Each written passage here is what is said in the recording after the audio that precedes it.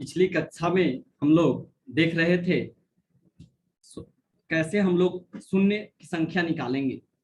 शून्यों की संख्या निकालने के लिए हम लोग कैसे कैसे नियम को हम लोग कंप्लीट किए और कंप्लीट करके बेहतरीन किए, और आपको समझ में भी आया होगा बहुत ही आसान तरीका से। गणित इतना आसान तरीका से कैसे कंप्लीट किया जा सकता है आप देख चुके हैं, 6 वीडियो आप देख चुके हैं। तो चलिए, इस 7वां क्लास है आपके नंबर सिस्टम का, तो चलिए इसको आगे बढ़ाते हैं। इसमें कुछ इंपॉर्टेंट कंसेप्ट है, ध्यान दीजिएगा। 7वां क्लास में याद रखना है माइंड में। ये कैसे आप याद रखेंगे, और ये याद रखेंगे तो सवाल बनाने में आपको बहुत ही आसानी होगा। देखिए, अगर यदि लगातार बोला जाए आपसे, यदि लगातार विषम संख्याओं को, यदि लगातार विषम संख्याओं को गुणा किया जाए, गुणा किया जाए तो लिख लेंगे परिणाम के अंत में, परिणाम के अंत में एक भी जीरो नहीं आएगा, एक भी जीरो नहीं आएगा। यदि लगातार विषम संख्याओं को गुणा किया जाएगा, विषम संख्या 1 3 5 7 9 11 13 15 17 19, यदि लगातार विषम संख्याओं को गुणा किया जाएगा तो परिणाम के अंत में, यानी कि गुणा कीजिएगा तो जो परिणाम के अंत में एक भी जीरो नहीं आएगा। इस बात को एकदम माइंड में सेट कर लीजिएगा कि लगातार विषम संख्याओं को गुणा करने पर परिणाम के अंत में एक भी जीरो नहीं आएगा। इस बात को आप नोट कर लेंगे। अब देखिए, अपवर्त का मतलब क्या होता है। अपवर्त, अपवर्त का मतलब होता है जैसे उसका गुणज, उसका गुणज। जैसे कोई पूछे आपसे 4 का अपवर्त बताइए, तो 4 का अपवर्त क्या हो जाएगा, तो 4 का पहाड़ा, 4 8 12 16 20 24 etc इत्यादि कर दीजिए, आगे बढ़ते चले जाएंगे।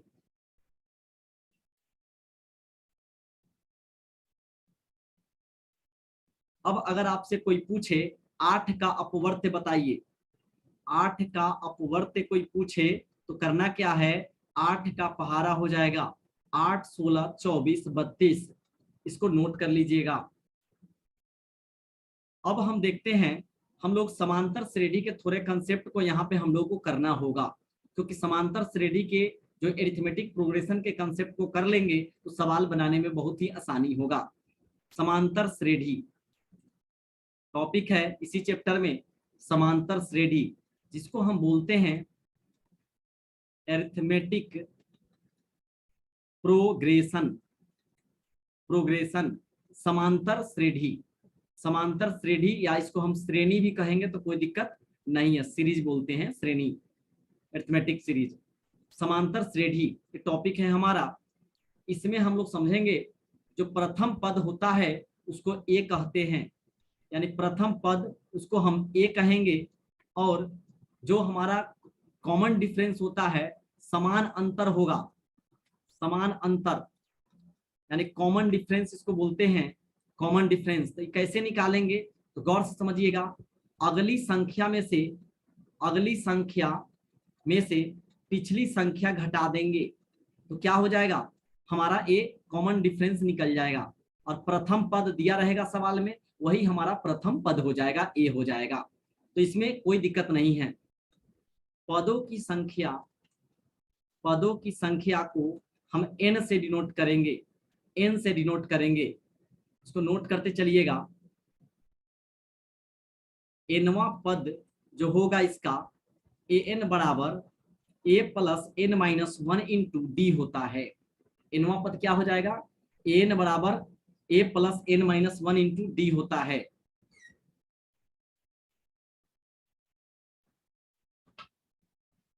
n बराबर a plus n minus 1 into D होता है।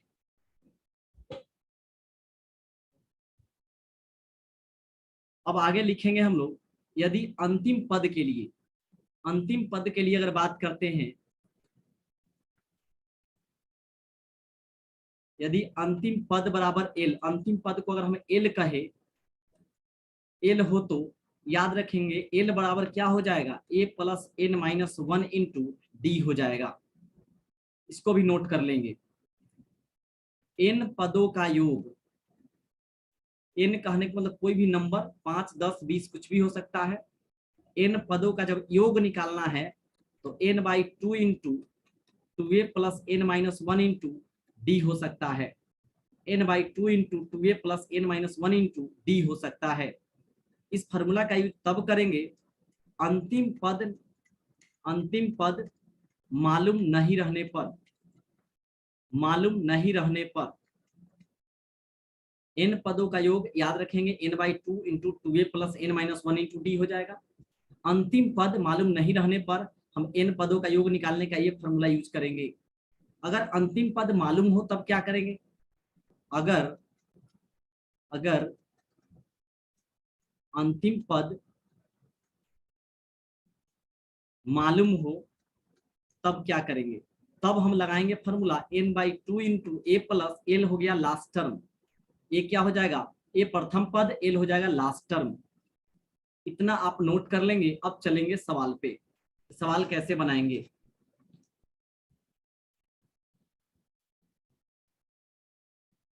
नोट कर लिए। अब देखते हैं सवाल हमसे पूछा 8, 15, 22 डॉट डॉट डॉट का 27वां पद ज्ञात करें, का 27वां पद ज्ञात करें। अब देखिए 8 प्रथम पद है, 8 प्रथम पद है और डी कॉमन डिफरेंस निकालेंगे, कॉमन डिफरेंस निकालेंगे।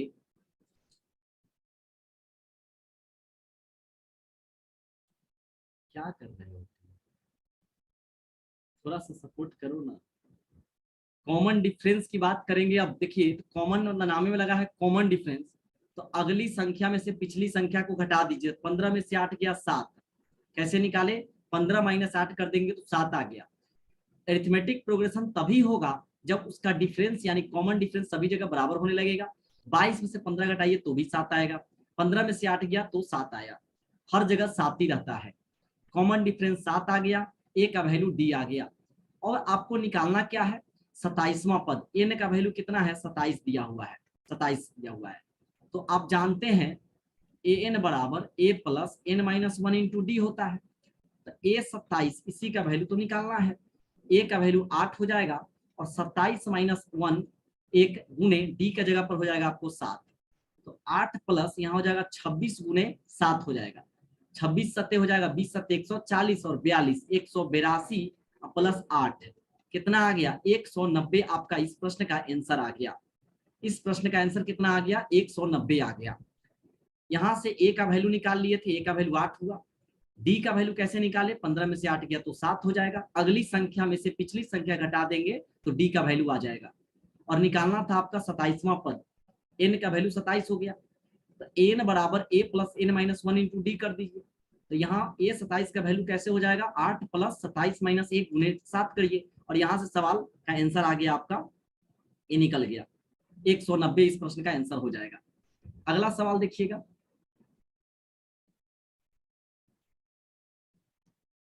एक व्यक्ति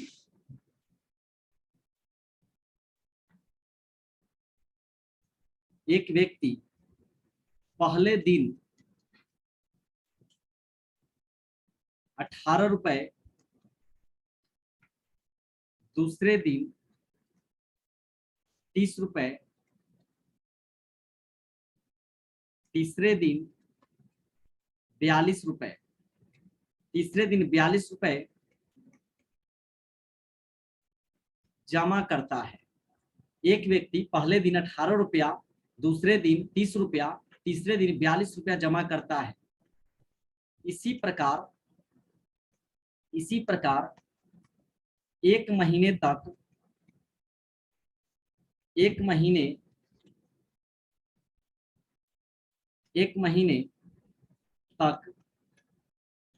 जमा करता है। यदि महीना 30 दिनों का है, यदि महीना 30 दिनों का है, कुल जमा राशि बताए, कुल जमा राशि बताए। यानी कुल कितना पैसा वह जमा कर लिया। एक व्यक्ति है, पहले दिन 18 रुपया, दूसरे दिन 30 रुपया और तीसरे दिन 42 रुपया जमा करता है। पहले दिन 18 रुपया, 30 रुपया, तीसरे दिन 42 रुपया जमा करता है और वह जमा करता है कितने, 30 दिनों तक। तो कुल जमा राशि बताया। देखिए सवाल में ही बहुत कुछ आपको क्लियर हो गया होगा। पहला दिन बोला 18 रुपया, ए का वैल्यू 18 हो जाएगा। फिर आगे 30 रुपया 42 रुपया जमा करता है। ए का वैल्यू जब 18 हो गया तो 30 में से 18 घटाइएगा तो 12 आ जाएगा। तो डी का वैल्यू कितना हो जाएगा, 12। यानी ए का वैल्यू 18 और डी का वैल्यू 12 हो गया। क्लियर। 30 दिनों तक जमा करता है, यानी एन की संख्या कितना हो गया, 30 हो गया। तो यहां से आपको क्या करेंगे, योग निकालना है कुल जमा राशि। तो योग का फॉर्मूला बताए हैं, Sn बराबर n/2 into 2a plus n-1 into D. उस पर बैठा दीजिए, आपका आंसर आ जाएगा। वीडियो को स्किप करके अभी बनाएंगे, उसके बाद तभी सॉल्यूशन को देखेंगे। ए का वैल्यू 18 हो गया, डी का वैल्यू 12 हो गया और एन का वैल्यू 30 हो गया। Sn बराबर n/2 2a plus n-1 into D हो गया। n बट्टे यहाँ 30/2 कर दीजिए, 2 इंटू ए के वैल्यू 18 प्लस n हो जाएगा 30 माइनस 1 और डी के जगह पर 12 हो गया। तो यहाँ 15 आ जाएगा, 18 दूनी 36, यहाँ हो जाएगा 29 गुने 12। 29 गुने 12 करिएगा, 29 दहाई 290 और 290 और 58 जोड़ दीजिए 348 हो जाएगा। और इधर 36 है और गुने कितना करना है, 15 करना है। 348 और 36 को जोड़ दीजिए 384 हो जाएगा। गुने 15 कर लीजिए, दोनों को गुना कर लेंगे, आ जाएगा आपका 5760। 5760 आपका क्या हो जाएगा, करेक्ट आंसर हो जाएगा। तो यानी 30 दिन में वह क्या किया, पूरा 5760 रुपया 5760 रुपया क्या किया, वह जमा कर लिया। इस बात को गौर से क्लियर समझ गया। अगला सवाल देखेंगे, नहीं नोट किए, नोट कर लेंगे।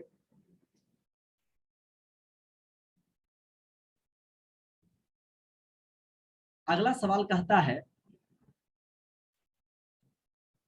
100 एवं 200 के बीच कितनी संख्याएं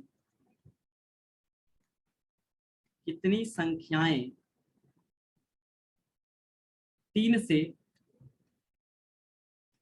पूर्णतः विभाज्य है। 3 से पूर्णतः क्या है, विभाज्य है। 100 और 200 के बीच कितनी संख्याएं 3 से पूर्णतः विभाज्य है। एक चीज सोचिए, हमको 100 और 200 के बीच कहा है तो 100 तो सोच में नहीं कीजिएगा, बीच बोला है, और 200 भी नहीं सोचिएगा, तो इसी के बीच में आपका नंबर होगा, संख्या होगा जो 3 से विभक्त होगा। अगर आप गौर से सोचिएगा जरा, 101 सोचते हैं तो 3 का पहले नियम क्या है, अगर सोचे कुल योग बट्टा 3, कोई भी संख्या को जोड़कर कुल योग बट्टा 3 करिएगा तो वह 3 से कट जाता है। अगर जोड़ने पर 3 से कट रहा है तो पूरा पूरा कटेगा संख्या। अब देखिए 101 क्या है, 1 1 2, ये 3 से भाग नहीं लगेगा इसमें। 102 2 1 3, हाँ यह 3 से भाग लग रहा है। क्या नियम था बताए थे रूल में, 1 + 0 + 2 कर दीजिए बट्टा 3 के 2 1 3 आया, 3/3 कट रहा है, यानी यह नंबर 102 3 से कटेगा। यही नियम होता है 3 का। 9 का भी इसी तरह नियम है, कुल योग बट्टा 9। अब पता चल गया कि 102 हमारा पहला नंबर होगा जो 3 से विभक्त होगा। यहाँ 102 लिख दिए, तो इसके अगला कौन होगा, 105 होगा। बच्चा में पहाड़ा सिखाया जाता था मम्मी पापा के द्वारा, भैया के द्वारा, और याद ना होता था तो हम लोग क्या करते थे, जोड़ देते थे। 7 का पहाड़ा है, 7 दूना 14, 7 ये अगर भूल गए 14 में पिछला 7 जोड़ देते थे तो 21 आ जाता था, फिर 7 जोड़ के 28 लिख देते थे। उसके लिए बड़ी मार खाते थे हम लोग बचपन में, आप लोग भी खाए होंगे।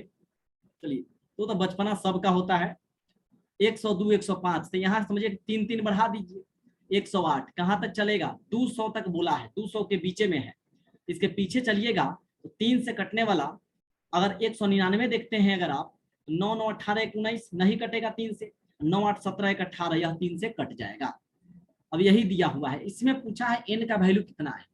एक बात समझिएगा क्या करेंगे, यहाँ से a का वैल्यू कितना निकला 102, d का वैल्यू 3 हो जाएगा, 105 में से 102 गया तो 3 हो गया। और देखिए लास्ट टर्म आपको कितना दिया हुआ है, एन का वैल्यू दिया है 198। तो आप ही बताइए, रूल जानते हैं, एन बराबर A plus N minus 1 into D हो गया। तो एन का वैल्यू कितना हो जाएगा 198, ए का वैल्यू 102, एन माइनस 1 डी के जगह पर 3 हो जाएगा। 198 बराबर 102 प्लस 3n माइनस 3, 102 में से 3 गया तो 99 हो जाएगा, प्लस 3n। अब यहाँ हो जाएगा 198, 198 में से 99 को हटा दीजिएगा अगर, तो ये हो जाएगा 99 बराबर 3n आ जाएगा। तो यहाँ से 99/3 बराबर n, यानी 33 आ गया। यानी क्लियरली आपको पता चल गया 100 और 200 के बीच में 3 से भाग लगने वाला कै गो संख्या है, 33 गो संख्या है। इस तरीके बड़ा प्रोसेस हो गया। परीक्षा में कहिएगा आपके 3 सेकंड 4 सेकंड हमको बनाना है, एसएससी में पूछता है क्वेश्चन रेलवे में, तो आप क्या कीजिएगा, गौर से देखिएगा। इसको इरेज कर देते हैं।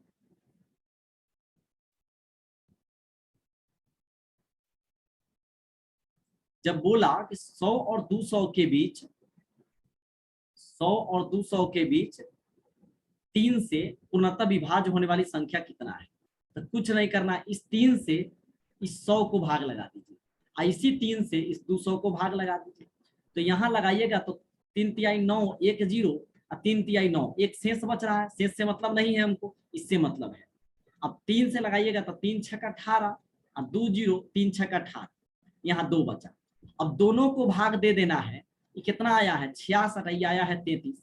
अब यही 66 माइनस 33 कर दीजिएगा तो ये करेक्ट आंसर आपका आ जाएगा। इससे मत सोचिएगा कि 33 आ गया तो यही आंसर, हमारा तो टकराइए गया आंसर ऑप्शन में, तो फिर अगला मैथ में गलती हो जाएगा। आपको दोनों को भाग देना है 3 से, इसको भी दिए इसको भी दिए, भाग देकर जो निकला दोनों को घटा दीजिए। 66 में से 33 गया 33, तो इसका आंसर क्या हो जाएगा, यही हो जाएगा। इसको नोट कर लीजिए जल्दी से।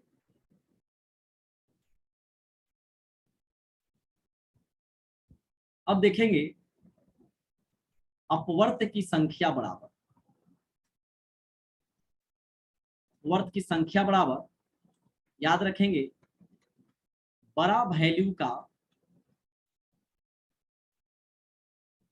भागफल माइनस छोटा वैल्यू का भागफल। इसको नोट कर लेंगे, अभी वही काम किए हम लोग, बड़ा वैल्यू का भागफल माइनस छोटा वैल्यू का भागफल, लिख लिए।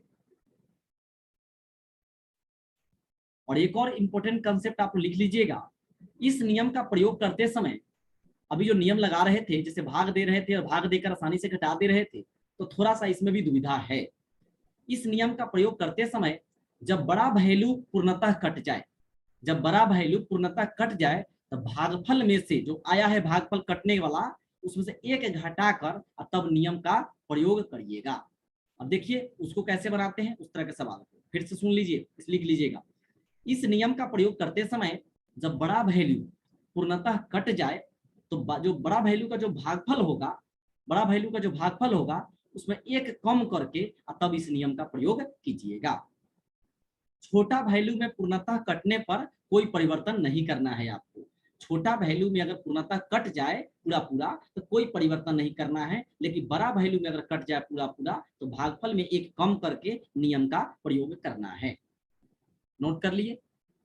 अब देखिएगा एक सवाल है यहाँ, 100 एवं 200 के बीच, 200 के बीच कितनी संख्या है, संख्या है जो 8 से पूर्णतः, 8 से पूर्णतः विभाज्य है।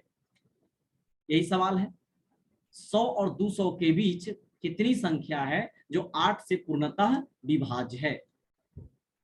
अब देखिएगा इसको कैसे बनाइएगा, 8 से 100 को भाग लगाइए और 8 से 200 को भाग लगाइए। अब देखिए 8 से 100 को लगाएंगे, 8 एकम 8, 2 0, 8 दूनी 16, 4 आ गया। तो यहाँ तो ठीक है, कोई दिक्कत नहीं है। इस 12 को आप आराम से लिख लीजिए। अब यहाँ भाग लगाइएगा तो 8 दूनी 16 और 4 0, 8 5 40, कट गया पूरा पूरा, तो ये 25 आ गया।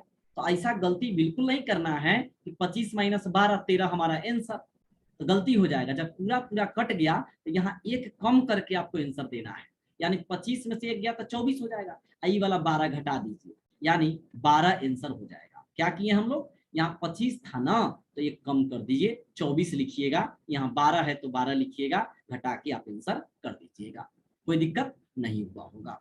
अब चलते हैं आगे, नोट कर लीजिए।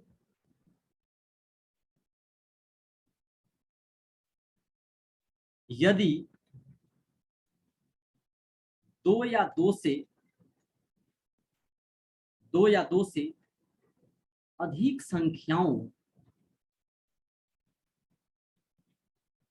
अधिक संख्याओं से पूर्णतः कटने वाली संख्या निकालनी हो तो, यदि दो या दो से अधिक संख्याओं से पूर्णतः कटने वाली संख्या निकालनी हो तो, ध्यान दीजिएगा इसके लिए हम लोग कौन सा यूज करेंगे रूल, तो जो दिया गया संख्या होगा, लिख लीजिएगा, दिया गया संख्या का एलसीएम करेंगे, दिया गया संख्या का एलसीएम करेंगे, एलसीएम करेंगे, लिख लीजिए, दिया गया संख्या का हम लोग क्या करेंगे, एलसीएम करेंगे, और बड़ा वैल्यू में छोटा वैल्यू से भाग देंगे, छोटा वैल्यू से भाग देंगे। नोट कर लिए होंगे, इसको आप पढ़ेंगे तो समझ में आ जाएगा कंसेप्ट। अब देखिए सवाल पर चलते हैं, दिया गया संख्या का एलसीएम करेंगे, बड़ा वैल्यू में छोटा वैल्यू से भाग देंगे। सवाल पूछा 500 एवं, सॉरी यहाँ पे 1000 ही है, ध्यान दीजिएगा, 500 में 1000 के बीच कितनी संख्या है जो 2, 3, 4 से पूर्णतः विभाज्य है। ऐसा सवाल भी परीक्षा में पूछा जाता है, 500 और 1000 के बीच में कितनी संख्या है जो 2, 3 एवं 4 से पूर्णतः विभाज्य है। नोट कर लिए। अब देखिएगा इसको कैसे बनाइएगा।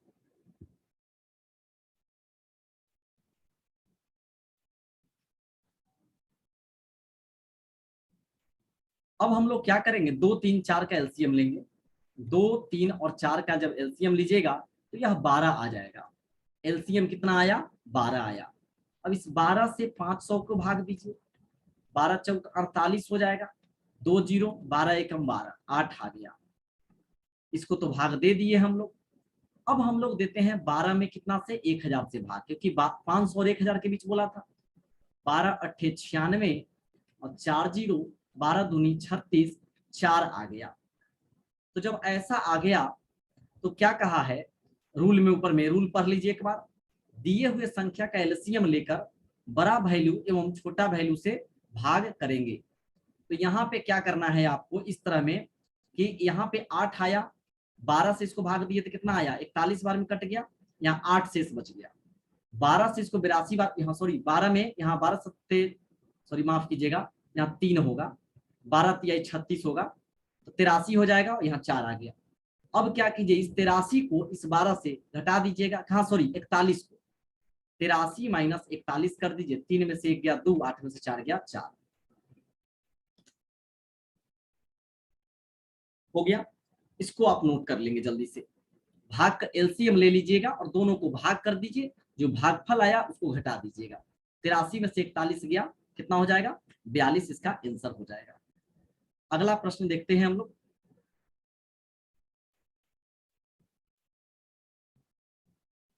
200 एवं 600 के बीच कितनी संख्या